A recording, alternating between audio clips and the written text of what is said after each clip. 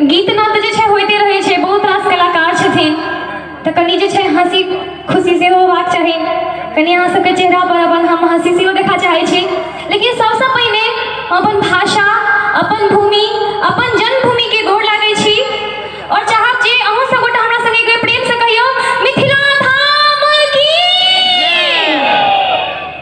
बहुत नीक लागै छै जखन अहाँ सब गोटा मिथिला मैथिली के एतेक सपोर्ट करै छी। जखन हम शुरुआत केने रही अपन हास्य परिहास्य के छोट छोट वीडियो बनेने रही, हमरा नहीं कहियो उम्मीद छल जे अहाँ सब एतेक प्रेम देबै, एतेक सपोर्ट करबै।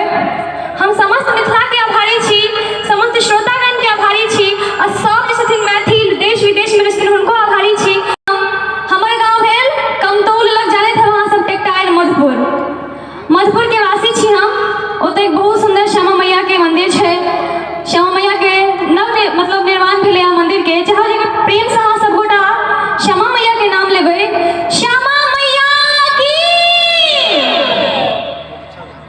तऽ हम आबै छलहुँ हैं, कनि बेसिए दूर छै तऽ गाड़ी केलहुँ, गाड़ी से हम आबैत छलहुँ, रास्ता में भेट गेल हमर मनसुखा। हमर मनसुखा के अहाँ सब गोटा जे छै से चिन्हते हेबै। मनसुखा संगे कहलक कि चलू अहाँके हम आधा रास्ता तक जे छै से छोड़ि दै छी। हम कहलहुँ रौ बा की बजट खसुआ तऽ मां छोड़ि के चलि गेल अपन पंडोलनी लग, इधर हम किया याद पड़लिए। फिर हम कहलिए चल पुरनका प्रेम जे छै से हमर जाग गेल। हम कहलहुँ कि चलू, गेलिए तकर बाद बड़ जोर के भूख लागि गेल था रास्ता में, जखन हम दरभंगा पहुँचलहुँ तखन भूख से लागि गेल। आब की करू, रास्ता में भेटल राधे राधे रेस्टोरेंट छै बड़ सुंदर, ओहिमे गेलहुँ हम खाय लए किछु लेबै लए। बहिन तऽ हमर मीनुआ के चिन्हते हेबै, हमर मीनुओ छथि आ परिवार छोटकी बहिन आयुषी दुनू छथि। कहलहुँ बैस के सब हम लेने आबै छी खेनाइ। मनसुखा जे हमर पाछा पाछा तोरी के भला हम कहलहुँ कि जे आइ किया हमरा आते पाछा पाछा है। ओ गेल हमरा कहे कि ये हमरा ना अहाँके देख के अपन पुरनका प्रेम याद पड़ि गेल, अहाँ बड़ सुंदर लागै छै। हम कहलिए अच्छा से बात, चलो ठीक छै। हमरा कहे कि ये अहाँ हक देब हमरा।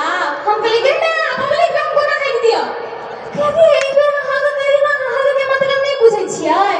हम कहलिए की होय छै, कहलिए हक माने गला लगालक होय छै। कहलिए मैगी में लाज हो गेल, एना नहीं होय छै, हक तक नहीं करै छियै ना हम पब्लिक में। बाप रे बाई सब लाज धाक के बात छै।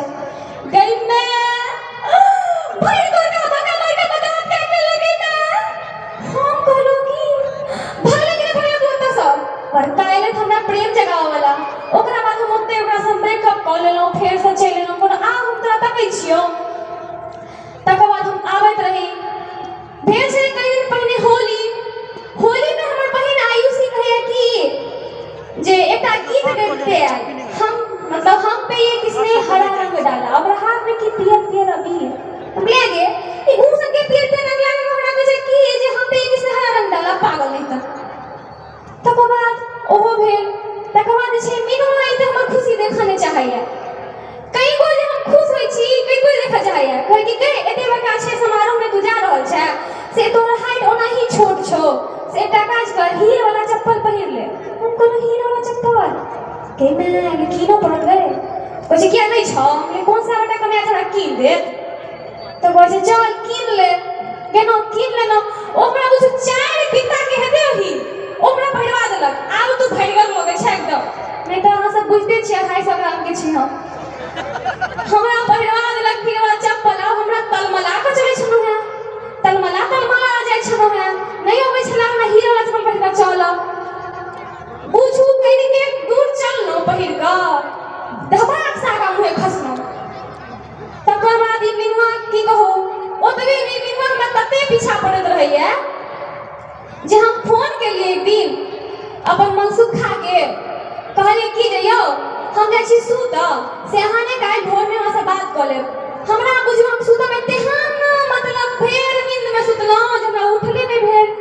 ओ फोन केलकै, अमीनुआ उठा लेलकै फोन आ कहै छै कि हे यौ अहाँके कनिया एखन तक सुतले अइ, 11 बाजि गेल। ओ बजट खसुआ हमरा से किया बात कर देबै के बाद, ओ तो ओकरे संगे उठि गेलै।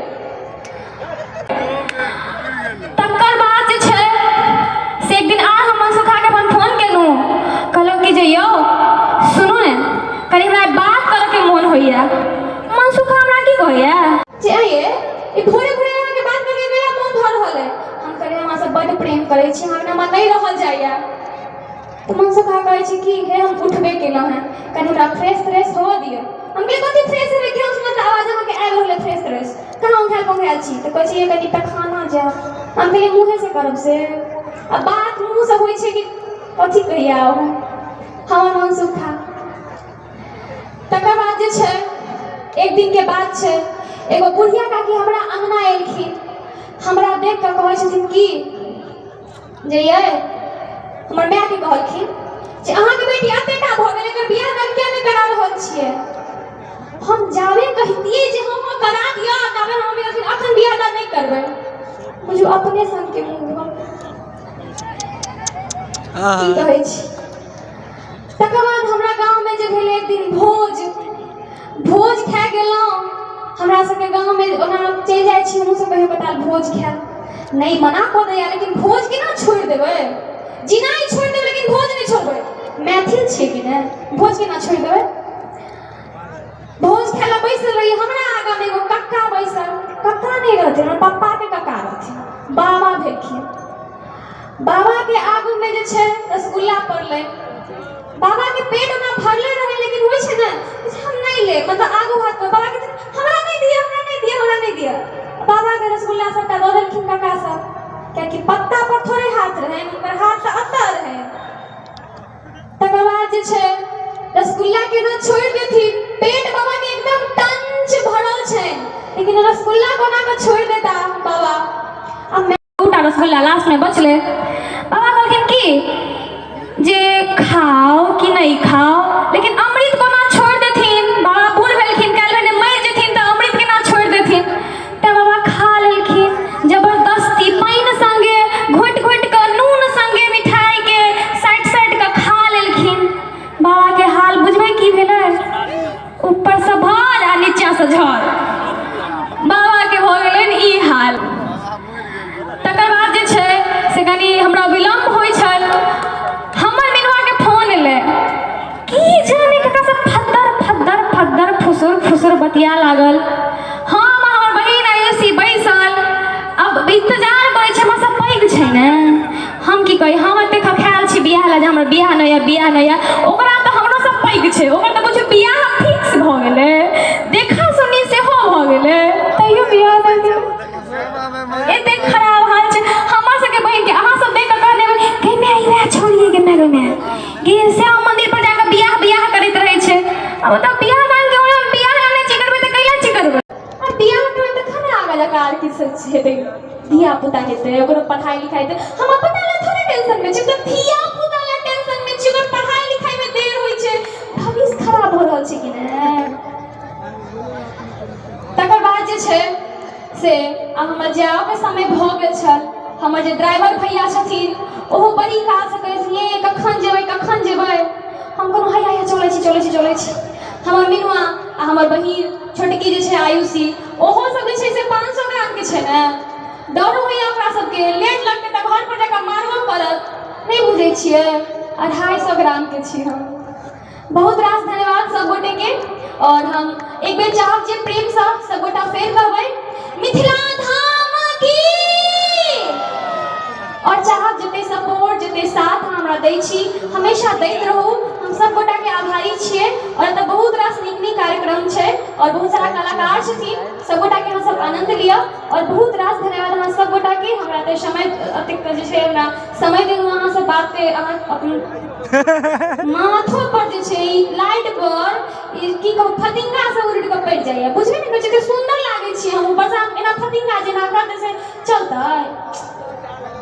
बहुत रास धन्यवाद सब गोटा के।